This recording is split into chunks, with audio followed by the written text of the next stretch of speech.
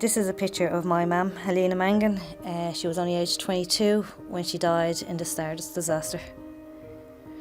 She went out for a night, fun, with her friends and her boyfriend, and never came home. I am Helena's daughter Samantha, and I was only 4.5 years old when she was tragically taken away from me. My life at age 4.5 went from living and being in a home full of happiness, love, fun and laughter to living in the saddest and quietest house with this horrible tension of despair all around. My family was left broken, devastated and destroyed. My family left so broken they could barely mention her name. Helena was a daughter, sister, mother, friend, niece and aunt. Helena was one of 6 children to Francis and Josephine Mangan and was the second eldest child. Helena was only 22 years of age when she was killed in the Stardust disaster. Helena was 4 foot 10 inches in height, with beautiful petite figure, brown hair and the most amazing blue eyes you have ever seen. She didn't wear much makeup, just a little mascara, but on very special occasions she would wear a little lipstick too. She loved Christmas, it was her favourite time of year, and her favourite flowers were red carnations. Helena was kind, caring, loving, brave and strong, but could be quite stubborn at times with a funny, dry sense of humour. Helena had her whole life ahead of her, and she had so many plans for her future. Helena was just starting to get her life together at 22. You see, Helena became a mother at the age of 17, and back in 1976 it wasn't easy for a single mother. Single mothers were frowned upon back then. But she was brave and she held her head up high as she walked up the streets pushing me in the pram, because she was proud to be my mammy and I am very proud to be her daughter. Helena also had great support from her parents, even though they weren't happy at the prospects of her daughter being a mother at such a young age. But they stood by her and they let her stay in the family home to raise her daughter. Helena became like a second mum around the house to her other siblings, as well as a big sister. She was that person to go to if you needed help, advice or were in trouble. Helena's brother Brendan and sister Valerie have said the following about their big sister. Brendan. Her brother Brendan has said, "I was only 9 years old when Helena died. I remember her as the kindest, most beautiful person I have ever known. I remember when she went on her first holiday to Spain. It was so exciting. She was going on a plane and she brought me back a remote control bike. It was the best present I ever got." Helena loved her music and played the guitar beautifully, and it is because of her I love and play the guitar. When I think back, and it is only in later in life after she was long gone that I realised how young she was when she had her daughter Samantha, and how courageous she was in taking care of her alone and also caring after me and the rest of the family. A true rock. I miss her every day. Her sister Valerie said, "Helena was a daughter, sister, mother and friend. Helena was a lovely and kind-hearted person. She was generous, and I don't mean with material things, but with her time and love. Helena was hard working as she had her daughter to provide for. Helena was one of my 2 older sisters. She went out one night and never came home. This left a very big hole in my heart and life. I always knew I could depend on her for anything big or small. Didn't matter what, she was always there, with a smile and common sense. As a big sister, Helena did what big sisters do. She taught me how to knit, use a needle and thread, and as I got older she showed me how to use a sewing machine. Helena helped me to bake, and with her guidance I got better, but not as good as her. Helena was not just my sister, she was my world. I can't put into words how much I miss her every day. It hurts just to think about her."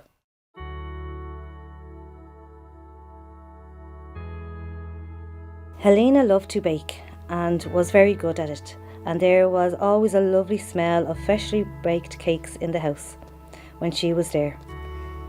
Helena was also a great seamstress, and when I was a baby she made me a beautiful blue dress. This dress is the only thing I have from her. which was made lovingly by her hands for me. Well, this is my mum's sewing machine that she had, which I only received there a couple of months ago. That was in the attic still in my nan's house, and she used that to make this dress for me when I was younger. I've had this dress for forever and for years. I didn't even realise that she had made it for me. It used to go on my dolls, my teddies and stuff like that, but it's just something I've always held on to, and like, she made it with her own hands, so I've nothing else from her that she's physically made for me. And from what I was told, even from her best friend, she didn't care about any neighbours up that road, what they said about her. She was really proud to push me in her pram up and down that street and to be my mummy. Helena loved to go into town on Saturdays with her mum and her sisters. When they would go shopping, Helena loved to treat her sisters, and especially her mum. If she knew her mum liked a top or a dress and she could not afford it, Helena would go and buy it for her. Helena and her mum were best of friends. Helena loved her style and was always in the latest fashion. Helena would put a little bit of money aside every week so that she could have the latest new top or skirt, not only for her, but for me too. Helena loved to dance and loved her music. One of her favourite songs was Maggie May by Rod Stewart, and she also loved Loving You by Minnie Riperton. She would sing it to me every night to put me asleep. Helena loved music so much she taught herself to play the guitar and was pretty good at it too, but her singing not so good, even though I always thought she sung beautifully when she sang me to sleep. Helena took her role as a mother very serious and didn't like it when her mum tried to take over, because she was my mum and it was her job to take care of me and look after me. Even though her mum was just trying to help or give her a little break, but to her it was her job, not my nanny's. Helena looked forward to the day that we became more than mother and daughter. She was looking forward to us becoming best of friends too, but she never got that chance. We never got that chance. Helena only managed to have one foreign holiday in her life, and that was to Spain. But she was planning more. She wanted to bring me on her next holiday. This is probably my favourite photograph of my mum, because she's smiling. Every other photograph I have, she has a grumpy face. Well, it looks like she has a grumpy face. She just didn't really like photographs because she used to wear braces, and her braces had been taken off, and this was our first holiday in Spain. In 1980, Helena had landed her first job in Cadbury's and was really enjoying it, making new friends, having her own money and being able to provide a better life for us both. To me, she was the best mum. She was my everything. Like, she wasn't, like, because she was a single mum, she was all I had. She was my whole world, and she was always there. Now, she would have been strict if her friends, which her friends did, because one of her friends worked in the lollipop shop, and one of them, well, she worked in Cadbury, so when they were going out, they'd all bring me over bits and pieces, but I would be allowed one, or if she said no, I wasn't allowed, and she'd take it off me, because she said no, and she was right. We became best friends as well as mother and daughter. She wanted us to have a good relationship, This was to be the start of a better life for us. Helena wanted to get her own home and wanted to see more of the world too. She would have had more children, and I could have been a big sister. Helena also found love again in her life with John Stout, but sadly he too was killed in the Stardust disaster. On the 13th of February 1981, I remember watching my mum get ready for a night filled of friendship, fun, dance and romance. I never thought that would be the last time I'd watch as she blow-dried her hair, so soft and shiny, put on her nail varnish and put on her best clothes. Or that would be the last time I'd smell her smell and hug and kiss her goodnight. If I had known, I would have never let her go. Before my mammy left that night, she gave me a big kiss and a hug and told me to be a good girl and go to sleep, and in the morning we would go to town. On the 14th of February 1981, I woke up and I climbed up to the top bunk of our bed to get in beside my mammy for a kiss and a cuddle. But when I got up to her bed, she was not there. Her bed wasn't even slept in. As I made my way down the stairs looking for her, I could sense something was wrong, and I couldn't find my mammy anywhere. There were sounds of crying and I didn't know why. I waited and I waited for my mammy to come home. I sat on the stairs and looked at all the people coming in and out of our house for days, but she never came home, just sitting there waiting, wondering, where's she gone? But my mammy never, because my mammy would never leave me. I was her world and she was mine. I don't remember much about her funeral except standing at the graveside holding my granddad's hand and staring at all the people around me. There were hundreds and hundreds of people everywhere I looked. Life has been so hard without my mammy. She was my whole world, my everything. I miss her so much that a part of me is broken and will never be fixed. Never to have her hug me and keep me safe and tell me everything is going to be alright, because she is there for me always.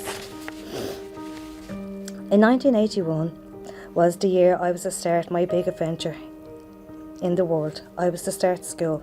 I was going to be a big girl, my mammy told me.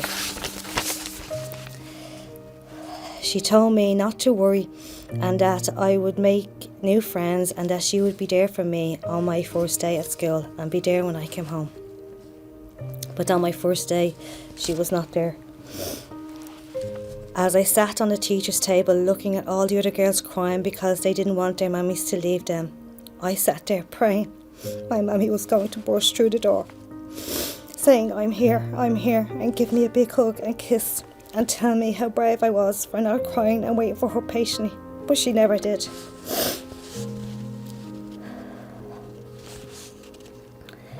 As the weeks and months and years went by, I pretended she was still alive, that she had lost her memory and had gotten out of the fire and she had just wandered off, that she had gotten on a bus and a train and is travelling the country until she remembers who she is, and when she does, she will come home and I will run into her arms and it will be like she was never gone. But that never happened. As the years went by, I still hoped that she'd come back every year on my birthday as I blew out the candles on my cake. I wished so hard that she would walk through the door. Or at Christmas, I thought Santa would bring her back, but he never did. I then hoped she'd turn up for all those special occasions that were coming up in my life, my communion, my confirmation, my wedding. But still, she never returned. But I still prayed and hoped that she would one day. Throughout my teenage years, I began scanning the streets as I walked through crowds trying to pick her out because I thought my mammy's memory hadn't returned. I will recognise her in the streets and I will remind her of who she is and she will remember and come home. If I heard someone call a person with the same name as her, I would turn around in hope to see it if it was my mammy, Helena. But it never was.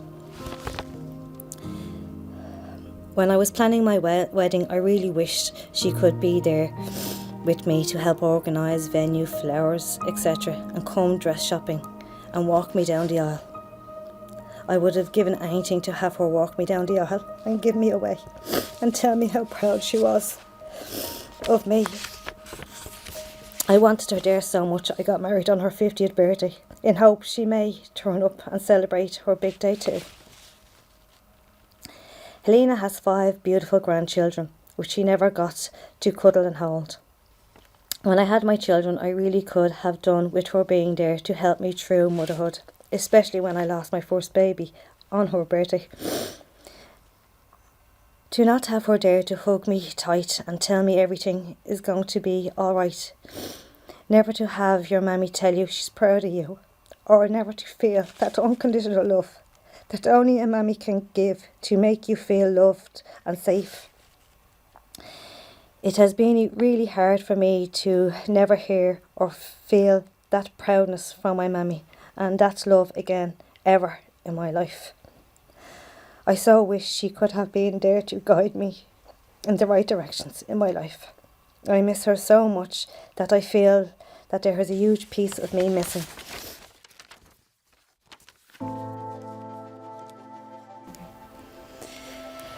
This is the watch my mother had on that night. Well, what's left of what she had when she went out the door. This is what my nan was given from the police. On the 12th of February 2019, I read her coroner's report for the first time, as I felt I was strong enough and needed to know more of how she died. I always expected to read that her body was burnt, but I wasn't prepared to read that parts were missing. There was no mention as to where her missing parts were. This threw me into a dark place, a place I was never expecting to go, a place I'm still trying to crawl out of. I really thought I was strong, but it broke me to read how badly my mammy's body was and that she was buried incomplete. And now I need answers to what happened to my mammy and why she never came home, so I can try to move on and be a better mammy to my own children, because my children deserve to have the best mammy. I want them to have the mammy I have only ever dreamed of. As I stand here, you see a 46-year-old woman, but to me, I am a 4.5-year-old child trapped in this old body. A child that never had the answers to what happened to her mammy that night. Stuck in time on the inside while aging on the outside, always wondering why this fire started and why nobody was made accountable for her death. Why hasn't there been any justice for her and 47 other children? I just want to know what happened that night and why my mammy never came home.